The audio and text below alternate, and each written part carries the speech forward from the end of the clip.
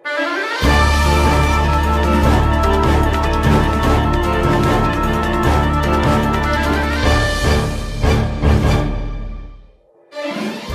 araw!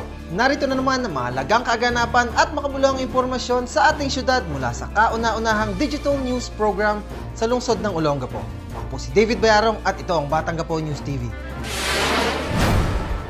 Para sa ating headlines, Public Employment Service Office or PESO Olongapo pumangalawa sa Best PESO for Highly Urbanized City sa buong Pilipinas.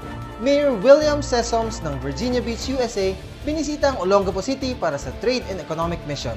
60 Seconds with Provincial Election Supervisor Attorney Eliza Sabile David.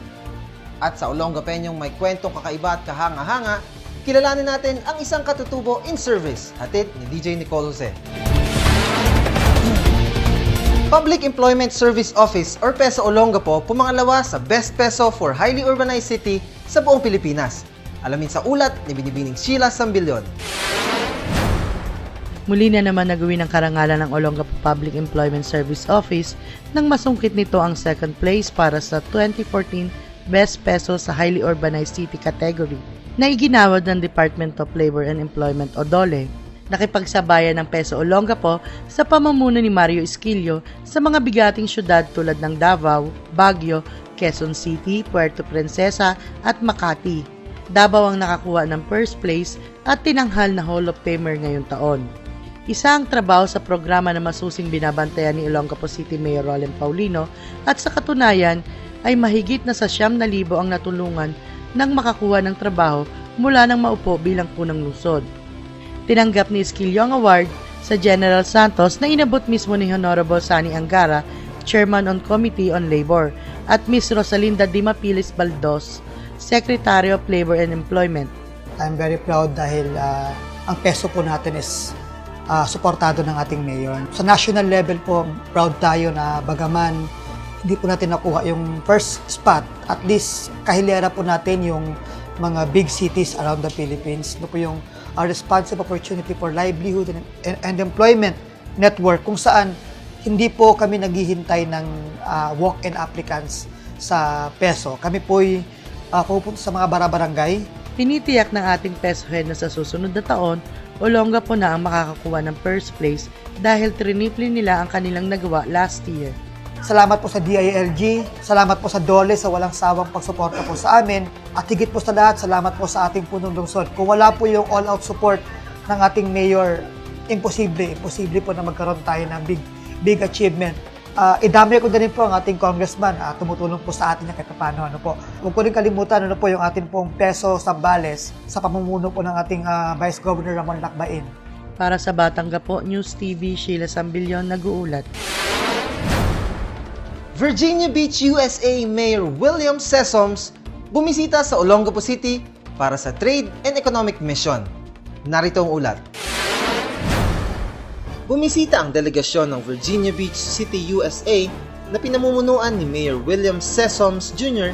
nito lamang linggo sa lungsod para sa isang Economic and Trade Mission na kabilang sa Sisterhood Pact ng dalawang syudad. It has been spectacular. I cannot understate, and when I say this, I'm not just speaking for myself, I'm speaking for my wife and the entire Virginia Beach delegation. The warm welcome that has been given to us, we are deeply, deeply appreciative. Mainit na sinalubong ng Olongapeño si Virginia Beach Mayor William Sesoms, ang kanyang may bahay na si Beverly at ang iba pang delegado na mula sa nasabing syudad mula sa Estados Unidos. Katulad ng Olongapo, host din ang Virginia Beach City sa base militar ng Amerikano. Been the biggest part of this trip is really getting out on the streets and meeting wonderful people that live here, the citizens of Olongapo. They're great people. We came with a purpose to see how the two cities could work together to bring jobs to Olongapo and perhaps even bring jobs to Virginia Beach. We've also talked about the similarities of our city. Isa sa mga interes ng delegasyon ay ang mga skilled worker ng Olongapo pagdating sa ship repair at shipbuilding na isa sa mga pangunahing negosyo sa Virginia Beach. At sila yung gustong tumulong sa atin dito para talagang yung pananatili nila rin ng Amerika rito ay mapatulungan tayo. Isa pang gusto kong sabihin sa inyo, kaya po maganda yung relasyon natin, ay gusto ko rin pangalagaan at napakaraming taga-Olongapo na nasa Virginia Beach. At kapag sinabi nila na sila ay taga-Olonga po ngayon sa Virginia Beach, ay unang-una sila sa opisina ng mayor ng Virginia Beach. Mismong si Mayor Paulino ang nag-tour kay Mayor Sesom sa syudad sakay ng isang yellow jeep. Nauna nilang pinuntahan ang marker ng Virginia Beach na matatagpuan sa ulo ng Apo Rotonda at matapos ay dinala sa Mariquet Park upang formal na buksan ang angkor na nagsisimbolo ng matinding pagkakaibigan ng dalawang syudad. Sinamahan din ni Mayor Paulino si Mayor Sesom sa Olongapo City Museum upang ipaalam ang history ng syudad.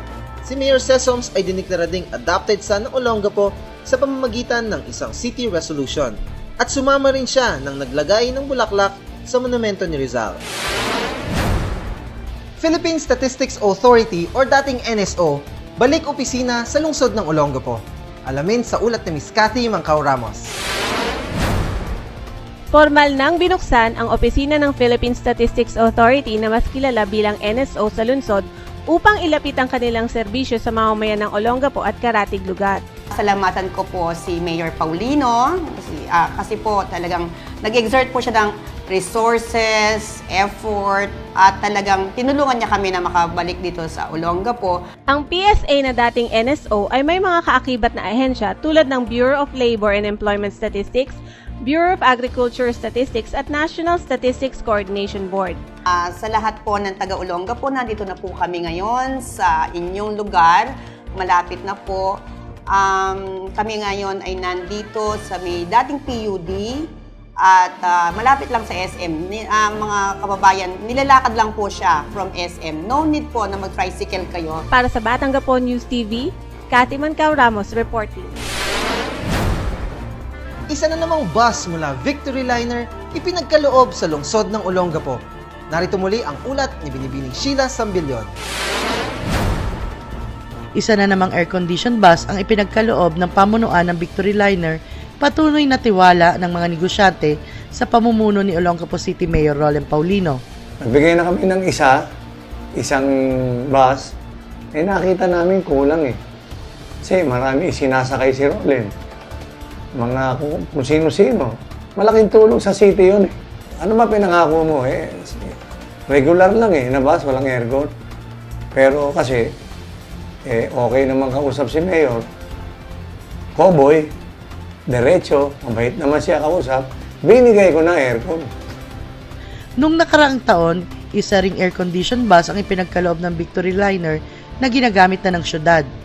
Ipinagmalaki ni Mayor Paulino na ang bus na ito ay pagmamay-ari na ng syudad at pinakikinabangan ng Olongapeño. Ayon pa kay Mayor Paulino, malaki ang tulong ng bus mula sa Victory Liner. Ito ay nahihiram ng mga estudyante, mga guro, empleyado ng gobyerno at iba't ibang pribadong grupo at mga senior citizens. Nagpasalamat naman si Mayor Paulino sa Victory Liner na pinamumunuan ni Pocholo Galyan. Ito ang patunay na bukas at buong puso na tumutulong ngayon ng grupo ng negosyante at mga individual para sa transparency at good governance na ipinapakita ng kasalukuyang administrasyon. Mayor, well, wala akong masasabi sa'yo. Nakikita ko naman ang ginagawa mo eh. Okay naman. So, suportado ka namin. Ngayon, sa mamamayan ng Olongapo, kami yung Victory Liner, kaya minamahal nyo kami. At tinatangkilik nyo Victory Liner, ganun din kami. Binibigay namin lahat ng kaginhawaan sa inyo. Magandang bus, magandang serbisyo, at pag may mga kalamidad, tumutulong kami. Sheila Sambilyon, nag-uulat para sa Batangapo News TV. Isang buwang Science Interactive Exhibit sa Olongapo City National High School sinimulan na. Narito ang ulat ni Billy Mostajo. Gusto niyo bang ma-experience ang World of Science? Kung mahilig ka, pwede kayong bumisita sa Olongapo City National High School Covered Court para sa Science Interactive Exhibit. Ang naturang exhibit na tinatawag na Move Traveling Science Centrum Package ay magpapalabas ng 42 interactive exhibits at related educational activities na mahalaga sa mga mag-aaral. Ayon kay Bernardita Montivergen, DOST Zambales Provincial Director, hindi na kailangan ng mga bata pumunta sa Manila dahil sila na mismo ang pupunta sa mga syudad. Ang bayad sa bawat manonood ay 60 pesos mula alas 8 ng umaga hanggang alas 5 ng hapon. Dito makakakita ng iba't ibang klaseng interactive activities tulad ng 3D glasses, illusions, anti-gravity mirror, magnetic fields at iba pa.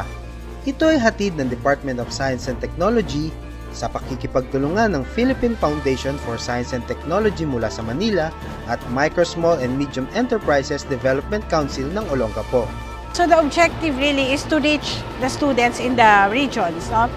So that hindi na sila masyadong mahal going to Manila to have a field trip in going to Science Centrum and other field trip destinations. We complement the DepEd's K-12 curriculum. So yung natutunan nila inside the classroom, if it's the chalk talk method, the lecture with the teacher, it's here at the Science Centrum, it's the hands-on, the interactive way of learning. Ito ay nagbukas noong November 5 at magtatagal hanggang December 5, 2014. Para sa Batang Gapo News TV, Billy Mostajo, nag-uulat.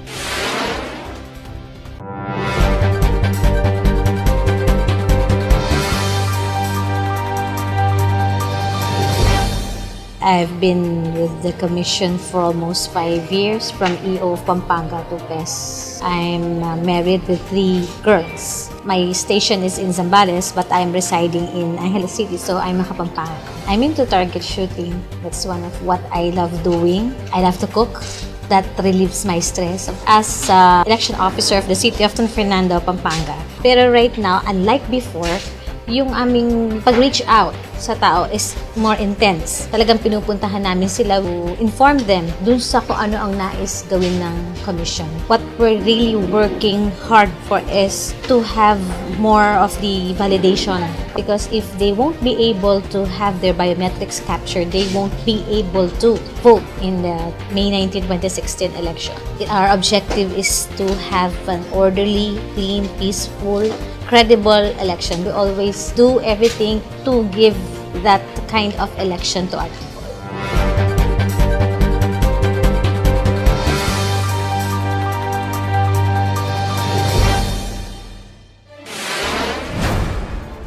Para sa ating ulat pangkabuhayan, narito muli ang napaka-energetic na si Michelle Martel. Hi people and hello! Olongapeño! Isang magandang araw na naman ang bati ko sa inyo. Nagbabalik mula sa kung saang lupalop. Narito na naman ako, Michelle Martel, para inyong makasama ngayong linggo. Pero teka, na-miss ninyo ba ako? Dahil ako, na-miss ko kayo. Na-miss kong magbigay ng good news para sa inyo. At dahil na-miss ko kayo, naghanda ako ng mga pasabog at sorpresa para sa inyo ngayong linggo. Pasabog here, pasabog there, pasabog everywhere. Excited na ba kayo? Kasi ako, excited na. Heto na ang unang bagsak ng sorpresa para sa inyo. Mula sa Public Employment and Service Office at SBMA Labor Center, narito po ang mga trabaho sa loob at labas ng ating bansa. Hanap mo ba'y negosyo? Abay, tama ang pinapanood mo. Ito na ang mga inihandang training programs ngayong linggo ng ating Livelihood and Cooperative Development Office. Kung meron kayong nagustuhan sa mga nag-flash sa inyong screen, maaari kayong sumadya sa kanilang tanggapan sa ikalawang palapag ng ating City Hall.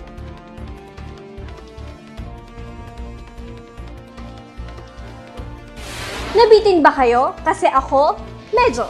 Pero di bale, may next week pa naman. Muli ako si Michelle Martel. See you all next week dito lang sa Ulat Pangkabuhayan.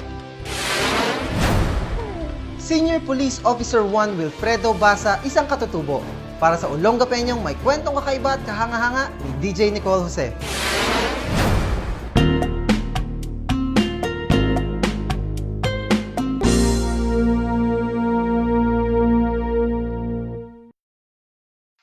Mula sa isang payak na pamumuhay ay nasabak siya sa isang trabahong sadyang bago sa kanya. Narito po ngayon ang kwento ng isang katutubo na naging bahagi ng ating kapulisan sa loob ng halos 40 taon. Ba, dumating na pala yung yung mga maliliit na sundalo, sundalo ng kanin, gano'n. Parang sundaluan lang yun, hindi tunay daw, gano'n. Training lang yan, gano'n. Sabi na, hindi pa naman regular yan eh. Huwag na yung pansinin niya kako yung mga ganyan na Kasi hindi nila siguro alam sinasabi nila kako. Mapagpakumbaba, marunong makisama at higit sa lahat ay gumagawa ng tama ang mga katangiang taglay niya. Pinasok ang isang propesyon na sadyang sa grupong kinabibilangan ay pambihira. Siyempre, mahirap ma'am yung buhay ng magulang ko din nung araw. Halos lumaki kami ma'am sa bukid namin. Danasan ko rin na kumain ako ng kamuti. Maglakad ka pa mula sa bayan hanggang sa amin. Abutin ka ng 3 oras yan. Ibon nga lang ma'am marinig mo dun eh. Hindi 5 o 10 taon ang naging pagsaserbisyo. Ito'y umabot sa 36 na taon hanggang sa kanyang pagreretiro. Oo, 3 years ko sa army. Sa edad na 19 yan 20 ang nakalagay doon. So may kita 23 na ako nung lumipat ako sa PC. May pagkahilig din ako sa kasi yung mga naka-uniforme na mga matatanda sa akin. Medyo siguro kakululuwag ang ko dito, yung buhay ko. Siya si SPO1 Wilfredo Basa, 56 na taong gulang mula sa Barangay New Cabalan. Unang naging bahagi ng Philippine Constabulary at Integrated National Police at sa kalaunan ay ng Philippine National Police noong taong 1971.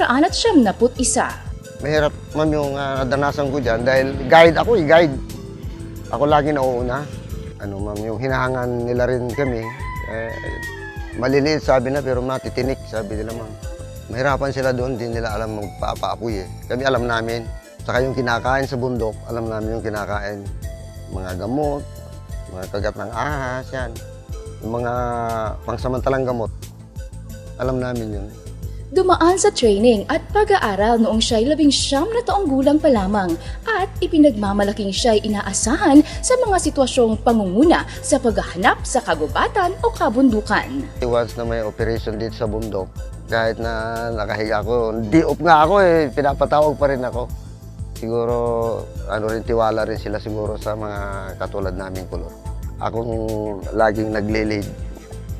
Dahil siguro, tiwala din sila. Saka alam nila, kami mga nasa bundok talaga na katutubo.